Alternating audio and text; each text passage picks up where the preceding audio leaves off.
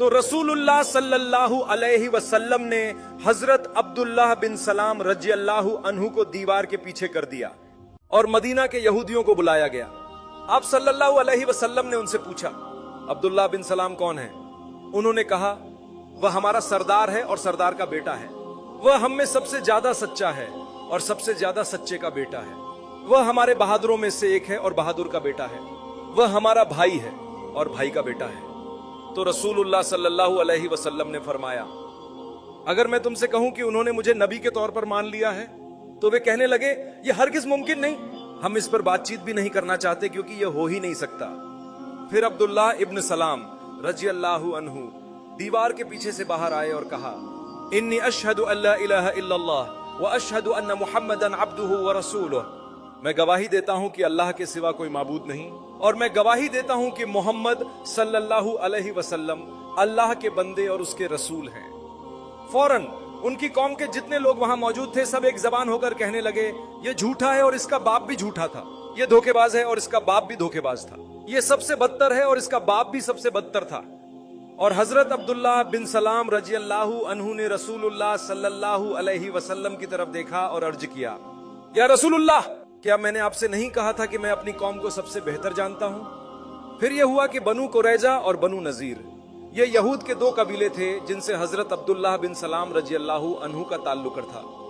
चुनाचे उन लोगों ने हजरत अब्दुल्लाह बिन सलाम रजी अल्लाहु अन्हु से और उन चंद अफराद से जिन्होंने उनके साथ इस्लाम कबूल किया था, तमाम ताल्लुकात तोड़ लिए।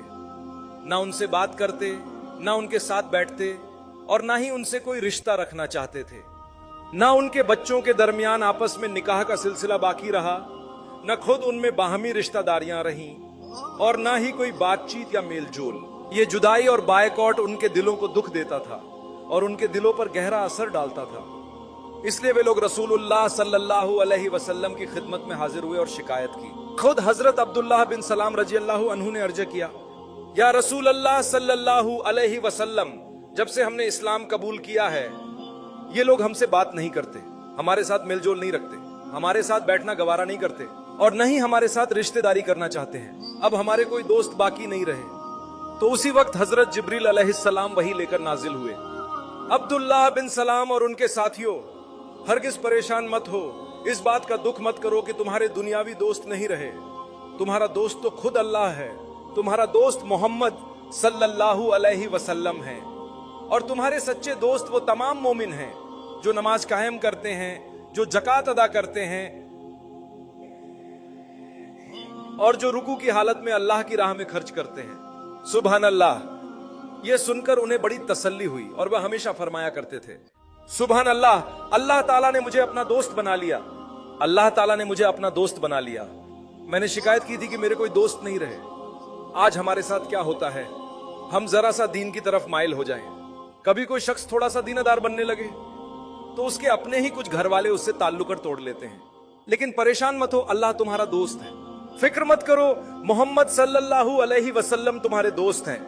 गम मत खाओ, मोमिनीन तुम्हारे भाई और तुम्हारे दोस्त हैं इंशाअल्लाह। अल्लाह ताला हमें भी ये कल्बी सुकून अता फरमाए। अगर लोगों ने तुम्हें काट दिया है, तुमसे ताल्लुक तोड़ लिया है इसलिए कि तुमने हक और अदल का साथ देना शुरू किया है, तो परेशान मत हो, इंशाअल्लाह तुम बिल्कुल दुरुस्त रास्ते पर हो। यही वह रास्ता है जिस पर अंबिया और औलिया चले, और यही कुर्बे इलाही का जरिया है। अल्लाह तबारक व ताला हमें हजरत नबी करीम सल्लल्लाहु अलैहि वसल्लम की रफाकत नसीब फरमाए। अब आपने भी शायद गौर फरमाया होगा, जैसा कि खुद रसूलुल्लाह सल्लल्लाहु अलैहि वसल्लम ने भी गौर फरमाया कि इस आयत मुबारका में अल्लाह सुब्हानहु व ताला ने फरमाया, बेशक तुम्हारा वली दोस्त अल्लाह है और उसका रसूल है, और वो लोग हैं जो ईमान लाए, नमाज कायम करते हैं और ज़कात अदा करते हैं इस हाल में कि वो रुकू में हों।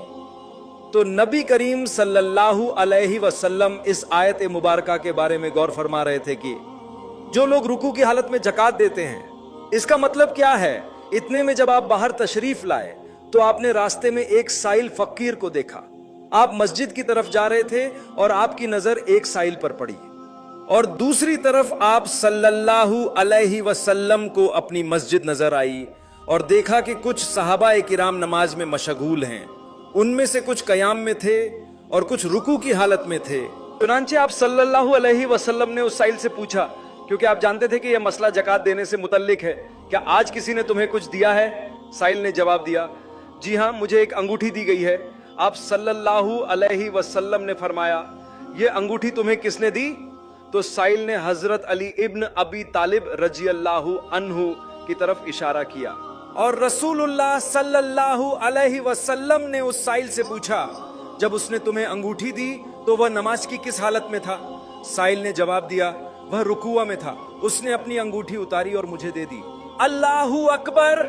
تو اس نے انگوٹھی چند لمحے پہلے ہی دی تھی, اور اسی وقت جبریل علیہ السلام پہلے سے وہاں موجود تھے اور یہ آیات نازل کر رہے تھے کہ تمہارا دوست, یعنی دوست اور رفیق عبداللہ بن سلام رضی اللہ عنہ تو ہیں ہی, بلکہ علی بن ابی طالب رضی اللہ عنہ بھی ہیں, جنہوں نے حالت رکوع میں زکات ادا فرمائی.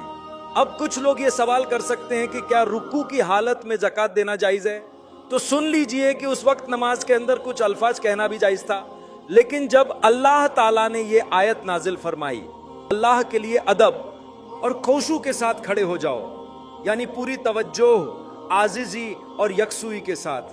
پھر نماز کے دوران بات چیت کرنا منع کر دیا گیا, اور نماز میں بلا ضرورت حرکت کرنا بھی منع کر دیا گیا. یہی حکم آج تک باقی ہے, لیکن اس وقت یہ عمل جائز تھا.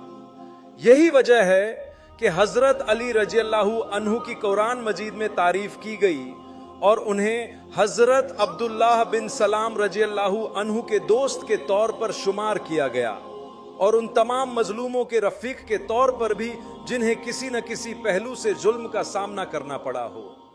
اللہ سبحانہ و تعالی ہمیں صحیح سمجھ عطا فرمائے.